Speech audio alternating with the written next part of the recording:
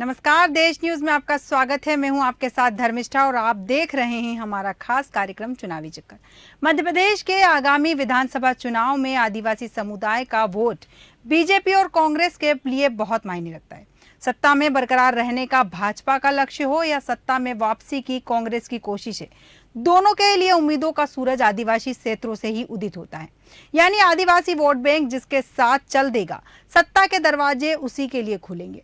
मध्य प्रदेश में 22% आबादी वाले इस समुदाय के पास सत्ता की चाबी है। यही कारण है कि दोनों दल इस वोट बैंक को अपनी तरफ लाने में कोई कसर नहीं छोड़ना चाहते। बीजेपी के पक्ष में माहौल बनाने के लिए पीएम मोदी और अमित शाह हर संभव कोशिश कर चुके हैं, तो कांग्रेस की वापसी के लिए गांधी परिवार भी मैदान में उतर गया। बता दें कि प्रदेश की 230 विधानसभा सीटों में से 47 आदिवासियों की है, लेकिन करीब 25 सीटें और हैं जहां आदिवासी वोट हार जीत पर असर डालते हैं। वहीं प्रदेश की 29 लोकसभा सीटों में से 6 सीटें अनुसूचित जनजाति की है, जिनमें शहडोल, मंडला, बैतूल, खरगोन, धार, रतलाम और झाबुआ है। लोकसभा चुनाव 2019 में तो कांग्रेस को बुरी तरह हार का सामना करना पड़ा था, लेकिन विधानसभा चुनाव 2018 में भाजपा को अनुसूचित जनजाति की सीटों पर मिले झटके की वजह से सत्ता से बेदखल होना पड़ा था। पिछले चुनाव में 47 में से 30 सीटें कांग्रेस ने जीती और 16 सीटें बीजेपी के खाते में गई, जबकि एक सीट निर्दलीय के खाते में गई थी। आदिवासी समुदाय मध्य प्रदेश के मालवा निमाड़ में सबसे अहम माने जाते हैं। आदिवासी समुदाय के लिए सुरक्षित 47 सीटों में से मालवा निमाड़ में 22 सीटें हैं। फिलहाल आदिवासी समुदाय का रुझान बेहद नकारात्मक दिख रहा है। इस वजह से दोनों ही दलों की चिंता बढ़ गई है। यही कारण है कि भाजपा ने अपने दो सबसे बड़े लीडर मोदी और शाह के दम पर आदिवासी वोटरों को साधने में जुटी है। वहीं दूसरी तरफ कांग्रेस ने भी राहुल और प्रियंका गांधी को इस वोट बैंक को साधने के लिए मैदान में उतारा है। पिछले चुनाव के इन आंकड़ों से साफ है कि मालवा निमाड़ में कांग्रेस बीजेपी लगभग आमने सामने की स्थिति में है। इस विषय पर विस्तृत चर्चा के लिए हमारे साथ हमारे तीनों मेहमान जुड़ चुके हैं। ब्रजराज सिंह जी चौहान भारतीय जनता पार्टी से हैं, जितेंद्र मिश्रा जी कांग्रेस से हैं और हेमंत जोशी आप प्रवक्ता हैं। आप तीनों मेहमानों का बहुत बहुत स्वागत है देश न्यूज में। ब्रजराज जी, जैसा कि भारतीय जनता पार्टी की वर्तमान में मालवा निमाड़ की जनता को साधने के लिए क्या रणनीति है? हमने अपने चुनाव का बिगुली वहां से पूछा है जी। तो हमारे माननीय गृहमंत्री आए थे और कार्यकर्ता सम्मेलन जो कि बहुत सफल सम्मेलन था, उन्होंने एक नया जोश भरा, लोगों को किया और आज फक्कन सिंह ऐसे लोगों को चुनाव में स्थिति बिल्कुल क्लियर कर दी है। हमें 50 सीट का लक्ष्य है, 66 में 50 सीटें जीतने का हमारा लक्ष्य। जी जी जी ब्रजराज जी, मैं जितेंद्र मिश्रा जी से पूछना चाहूंगी, पिछले चुनाव में भारतीय जनता पार्टी ने यहाँ पर बहुत कम सीटें जीती थी, कांग्रेस ने यहाँ अच्छी खासी सीटें जीती थी मालवा निमाड़ क्षेत्र में। इस बार कांग्रेस की क्या रणनीति है मालवा निमाड़ क्षेत्र को लेकर? देखिए, मालवा निमाड़ की बात नहीं है, बात पूरे प्रदेश की है। जिस तरीके से कांग्रेस का 15 महीने का शासनकाल देखा है इन सारे के सारे प्रदेश के लोगों ने, आप ये बताइए 100 रुपए में 100 यूनिट बिजली कल्पना नहीं कर सकते थे मध्य प्रदेश के लोग, लेकिन दी। जी जितेंद्र जी, आपकी आवाज नहीं आ पा रही है। जी जी जितेंद्र जी। हेमंत जोशी जी, जैसे भारतीय जनता पार्टी और कांग्रेस दोनों ही मैदान में है और तैयारियां लगातार कर रही है, ऐसे में कांग्रेस मालवा निमाड़ की सीटों को साधने के लिए क्या रणनीति अपना रही है?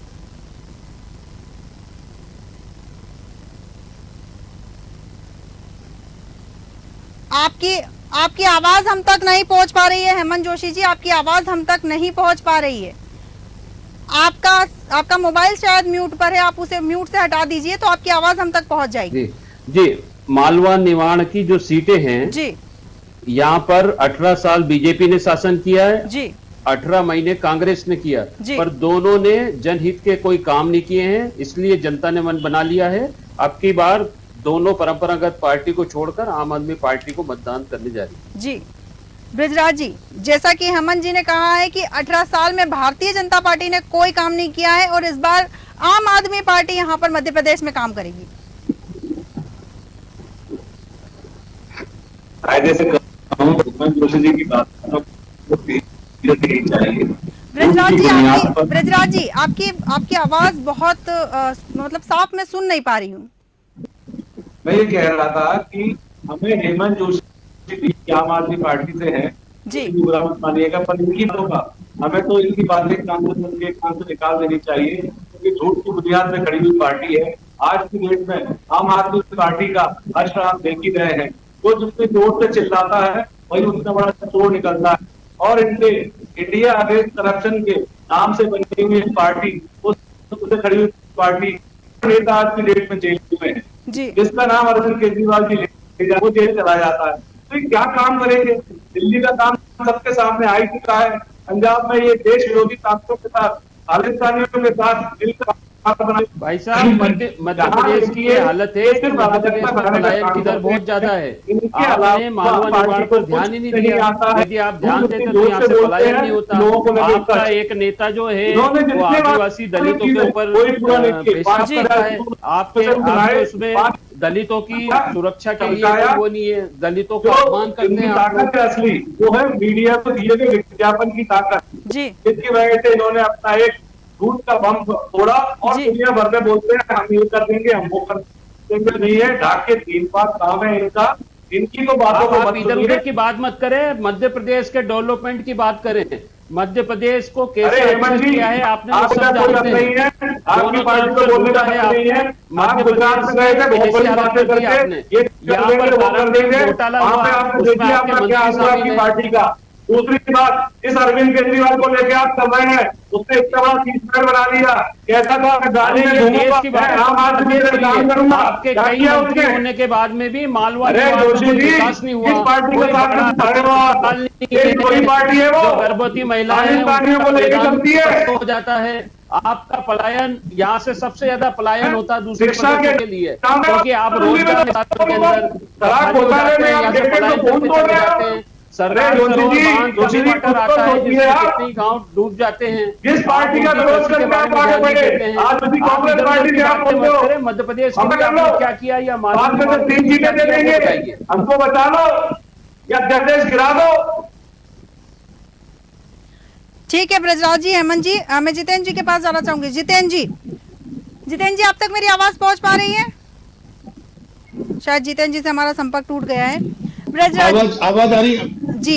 जितेंद्र जी, जैसा कि सीटों के लिहाज से अगर देखें तो मालवा निमाड़ में बाकी रीजन के मुकाबले में सबसे अधिक सीटें हैं, और 1998 में पहली बार जब कांग्रेस को मालवा में थोड़ी बढ़त मिली और उनकी सरकार रिपीट हुई थी। पिछले चुनाव में कांग्रेस को बीजेपी की तुलना में मालवा निमाड़ में बेहतर सफलता मिली थी।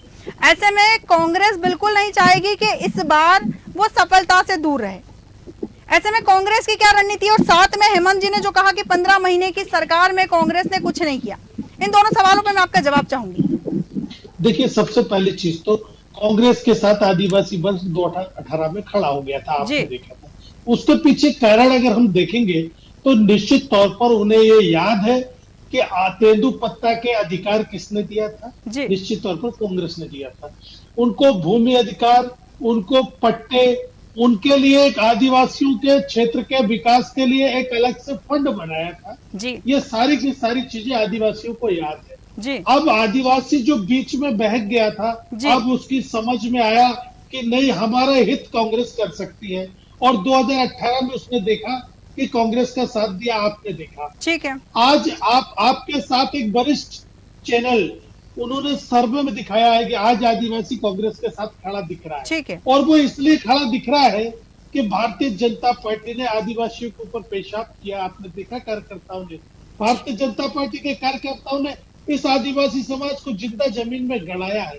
ऐसा कौन सा कारण है जिसको लेकर भारतीय जनता पार्टी चाहती है कि आदिवासी वर्ग उनके साथ हो?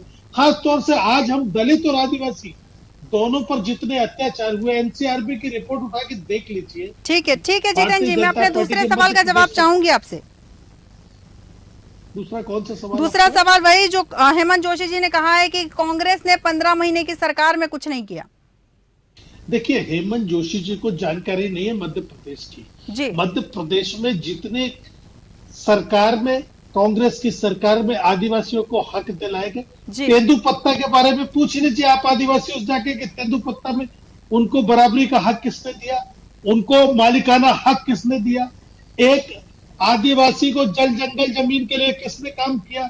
उनको जमीन के पट्टे किसने दिए? ये सारे के सारे कांग्रेस के नाम पर जाते हैं काम।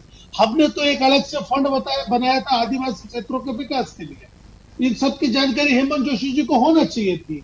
आज मध्य प्रदेश में आप देखिए कि अगर हमने अपना प्रदेश का अध्यक्ष बनाया तो आदिवासी समाज को बनाया। ये सारी चीजें देखते हुए आदिवासी समाज कांग्रेस की तरफ देख रहा है और कांग्रेस के साथ खड़ा है। ये आज की बात नहीं कर रहा हूं। नगर निगम चुनाव में देखिए आप, हमारे पास एक भी महापौर नहीं होता था, आज 5 महापौर कांग्रेस के पास है और आदिवासी क्षेत्रों से भी है। और जिला और जनपद में भी कांग्रेस के। आपको रोकना चाहूंगी, इस वक्त हमारे साथ आदित्य नारायण जी जुड़ चुके हैं जो कि राजनीतिक विश्लेषक है। आदित्य नारायण जी, बहुत बहुत स्वागत है आपका। जी आदित्य जी, सबसे पहला सवाल, जैसे कि भारतीय जनता पार्टी कांग्रेस लगातार जीत के लिए प्रयास कर रही है, कोशिशें कर रही है, ऐसे में मालवा निमाड़ की जो सीटें हैं उसका महत्व दोनों ही पार्टियां बखूबी जानती है और ऐसे में वो दोनों ही जनता को, इस एरिया की जनता को साधने की कोशिश करी। आपको क्या लगता है जनता के मन में क्या है इस बार? देखिए, ये मालवा निमाड़ जो क्षेत्र है जी, उसमें कुल 66 सीटें आती हैं जी, और ये मध्य प्रदेश की सत्ता की एक चाबी माना जाता है। बिल्कुल। 2008 में जैसे 41 सीटें भाजपा की थी तो सरकार बनी, 2013 में 56 सीटें भाजपा की थी, सरकार बनी जी, और 2018 में 35 सीट कांग्रेस लेकर के सत्ता की चाबी कांग्रेस के हाथ में आ गई थी। तो इसलिए पूरा जोर दोनों पार्टियां लगाना चाहती हैं, मालवा निमाड़ क्षेत्र पे फोकस करना चाहती हैं। बिल्कुल। लेकिन इसमें सबसे बड़ी बात यह है कि आज वर्तमान जो स्थिति है, स्थिति में हवा, जैसा कि क्षेत्रों में हम जाते हैं तो ऐसा लगता है कि किसी की भी कोई हवा किसी तरीके की नहीं चल रही है जी। अंदर खाने बात यह है कि लोग आज चर्चा कर रहे हैं आपस में और बहुत से क्षेत्रों में तो अभी चुनाव के मूड में भी नहीं है। सबसे निचले स्तर पर लोगों में, नेताओं के स्तर पर जरूर चर्चाएं चल रही हैं, लेकिन आज पब्लिक के बीच में चुनावी चर्चा जोर शोर पर नहीं है। और जैसे जैसे चुनाव का माहौल गर्म होता चला जाएगा, पब्लिक का रुझान किस ओर है वो धीरे धीरे सामने आता जाएगा। लेकिन अभी पिछले दिनों में आरएसएस और भाजपा की एक समन्वय बैठक इंदौर में हुई। उस समन्वय बैठक के बाद में जो आरएसएस धीरे धीरे क्षेत्रों में जब सक्रिय होगी, उसके पैरेलल कांग्रेस में फिलहाल ऐसा कोई पैरेलल संगठन नहीं दिखता जो जमीनी स्तर पर जाकर के पर्सन टू पर्सन कांटेक्ट कर सके। बिल्कुल बिल्कुल। आदित्य, बृजराज जी, जितेंद्र जी ने साफ कहा है कि आदिवासियों की हितैषी कांग्रेस पार्टी है। भारतीय जनता पार्टी ने कांग्रेस पर पेशाब कांड जो हुआ था सीधी में, उसको लेकर सीधे वो आरोप लगा रहे हैं भारतीय जनता पार्टी पर। किसान और आदिवासियों से भरे मालवा निमाड़ में भारतीय जनता पार्टी अपना राजनीतिक भविष्य देख रही है। ऐसे में ऐसे आरोप लगना भारतीय जनता पार्टी के लिए कितना चुनौतीपूर्ण है? देखिए, कांग्रेस का एक स्ट्रेटजी है 4-5 साल और इसको आगे बढ़ सकते हैं। जैसे राजस्थान में जाते हैं तो वहाँ बुद्ध को हिंदूवादी कहते हैं या हिंदुत्ववादी कहते हैं हमको हिंदुओं से प्रॉब्लम है। कर्नाटक में जाते तो कहते हैं कि हिंदू तो इनका तो कुछ कहना है कि हिंदू जो है कीड़े मकोड़े हैं, लोग है, हम करते हैं। छत्तीसगढ़ जाते हैं कुछ और पानी भरे हैं। अब ये हमको, हमारी पार्टी को मामा डंडा भी जैसे लोगों को इन आदिवासी को उभारा, उनके लिए कार्य किया, किसानों के लिए कितना कार्य कर रहे हैं कि हमने अपने 20 साल के रिपोर्ट कार्ड में लिख के दिया। 3% की वृद्धि दर से 18 पे ले आए। 18 साल के हमारे शासन में हमारा एक रिपोर्ट कार्ड इतना मोटा जो हम लोग के सामने रखा है, इसके बाद क्या सिर्फ मानते हैं और इन्हीं के ही उद्देश्य है कांग्रेस पार्टी का एक झूठे वादे करके सत्ता में आना, सत्ता में आकर स्वयं का और एक परिवार का विकास करना, समाज राष्ट्र जाए भाड़ में। इनको उससे कोई मतलब नहीं है किसका विकास करना है किसका नहीं करना है। बहुत इनका एक अपना विकास, एक परिवार का विकास। हमारा कार्य जनता के सामने है और गाँव में जनता हमें उसी पर वोट देगी। इंडियन की सरकार चलानी है। जनता को बहुत अच्छे समझ में आता है केंद्र में रहे और यहाँ से विकास रहेंगे तो विकास जो है वो तेजी से आगे बढ़ेगा। बिल्कुल बिल्कुल। सारी घोषणाएं हुई है किसानों के लिए, आदिवासियों के लिए, हम धर्म संस्कृति को आगे बढ़ा रहे हैं। कांग्रेस के मुंह से ये सब बातें अच्छी लगती कि उन्होंने आदिवासी के लिए कुछ किया है, ऐसा कानून तो लागू नहीं कर पाए, दे नहीं पाए। इनके मुंह से कोई भी वादा जो निकल रहा है इस समय वो झूठ है। और अगले साल अगर इनकी गलती सरकार आ गई तो जनता त्राहिमाम करेगी। जी जितेंद्र जी, जैसा कि ब्रजराज जी ने कहा कि कांग्रेस पार्टी के सारे वादे झूठे हैं। कांग्रेस ने देश को आजादी दिलाने का वादा किया था, आपके सामने आजादी है कि नहीं से पूछिए। देखिए, झूठ की राजनीति कांग्रेस नहीं करती है जी। कांग्रेस ने हरदम जो बात की है उसे पूरा किया है जी। हमने कहा था मध्य प्रदेश में किसानों का कर्ज माफ करेंगे, आपने देखा 27 लाख किसानों का कर्ज माफ हुआ, बीच में हमारी सरकार गिरा दी गई। हमने कहा था 100 रुपए में 100 यूनिट बिजली देंगे, हर घर में 100 रुपए में 100 यूनिट बिजली का बिल पहुंचा, ब्रजराज जी के घर भी पहुंचा होगा। हमने कहा था 1000 गौशालाओं का निर्माण करेंगे। आप देखिए, अगर 1000 गौशाला निर्माण की बात नहीं हुई हो तो आप बताइए, 1000 गौशाला धरा पड़ी। हमने कहा प्रदेश को माफिया मुक्त करेंगे, आपने देखा कि किस तरीके से मध्य प्रदेश में चाहे दूध माफिया हो चाहे भू माफिया हो, सारे के सारे आपने शुद्ध के लिए युद्ध चला करके खत्म करने का प्रयास। यही दुख तो भारतीय जनता पार्टी को था कि जब माफियाओं पर कार्रवाई हो रही थी तो भारतीय जनता पार्टी के कार्यकर्ता उसमें नाम आ रहा था उनका, इसलिए सरकार गिराने यंत्र रखा गया। एक चीज और जी जी बिल्कुल अहमद जी, आऊंगी आपके पास। 18 सरकार में भारतीय जनता पार्टी की जी कभी बहनों के हित की बात नहीं की गई जी। 1150 रुपए में सिलेंडर बेच दिया गया जी जी। और जब चुनाव आया तो 450 रुपए की बात। ये सारा का सारा इनका झूठ मध्य प्रदेश समझता है, देश समझता है। आज वो पूछता है 15 लाख रुपए कहाँ है, आज वो पूछता है कि मध्य प्रदेश में इतनी स्मार्ट सिटी की घोषणा की गई, एक भी स्मार्ट सिटी यदि मध्य प्रदेश में भारतीय जनता पार्टी बता दे, ब्रजराज जी बता दे, तो मैं उनको मान जाऊंगा। ठीक है आज स्टैंड अप इंडिया की बात की गई थी, मेक इन इंडिया की बात की गई थी, इस विषय पर हम फिर कभी चर्चा करेंगे। हेमंत जी, आप कुछ कहना चाह रहे थे? हेमंत जी, आपकी आवाज नहीं आ रही। दोनों पार्टी बात नहीं कर रही। जी जी जी, आपकी आवाज नहीं आ पा रही है हेमंत जी आपकी। मध्य प्रदेश महिला अत्याचार में नंबर 1 है जी। 12 साल की बच्ची के साथ में पवित्र स्थान उज्जैन में बलात्कार हुआ जी। ऐसी इनकी कानून व्यवस्था है। महाकाल जैसे मंदिर में सप्तऋषि की मूर्तियां टूट गई, इन्होंने घोटाले के लिए वो भी नहीं छोड़ा। कारम डैम घोटाला हो या पोषण आहार घोटाला हो, जो हेमंत जी, ये जो आपने मुद्दा उठाया है कि बालिका के साथ दुष्कर्म हुआ है, तो ये तो दिल्ली में भी केस हो रहे हैं ऐसे बहुत सारे, राजस्थान में भी हो रहे हैं। वहाँ की सरकार का आप महिला अत्याचार की बात कर रहे हैं। महिला अत्याचार हर प्रदेश में है, केवल मध्य प्रदेश में नहीं है। प्रदेश तो मध्य प्रदेश में सुशासन की बात क्यों करते हैं? पोषण आहार घोटाला हुआ जो मध्य प्रदेश के मुख्यमंत्री का विभाग था, पटवारी घोटाला हुआ, नर्सिंग होम घोटाला। ठीक है, तो घोटाले दिल्ली में नहीं होते हैं, घोटाले दिल्ली में नहीं होते हैं।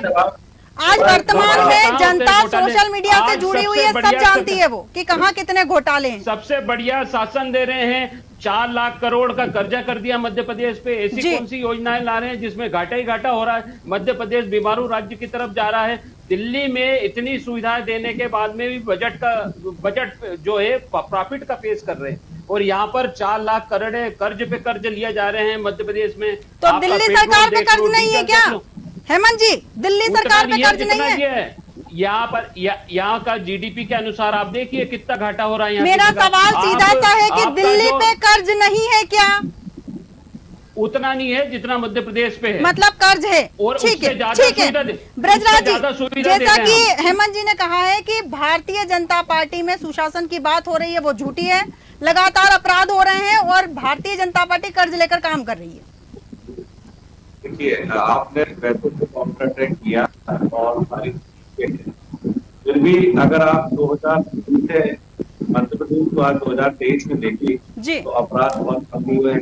मैं जिस क्षेत्र से आता हूँ यहाँ पर अपराधीकरण बहुत ज्यादा था, आज सब खत्म है।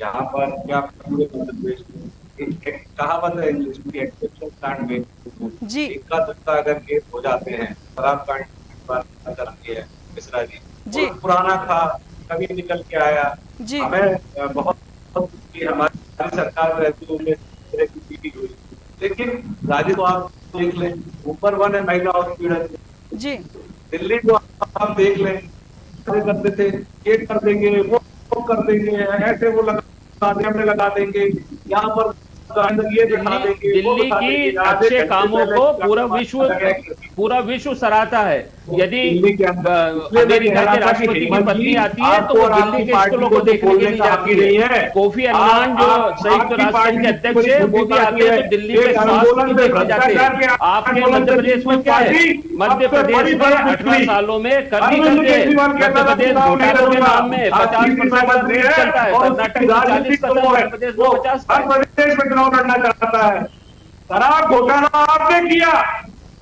शराब घोटाले का पैसा आपने गोवा में खर्च किया, वो सब वो आप उसका सबूत पेश कराएं। 2 दिन पहले सुप्रीम कोर्ट ने हो चुकी है, संख्या रिजेक्ट हो चुकी है, सत्येंद्र ने झूठी तो आप टाइम में सबूत पेश कर नहीं पाए। जो सीबीआई और ईडी का सक्सेस रेट है वो 90% है, 96% इनको शर्म नहीं आती है।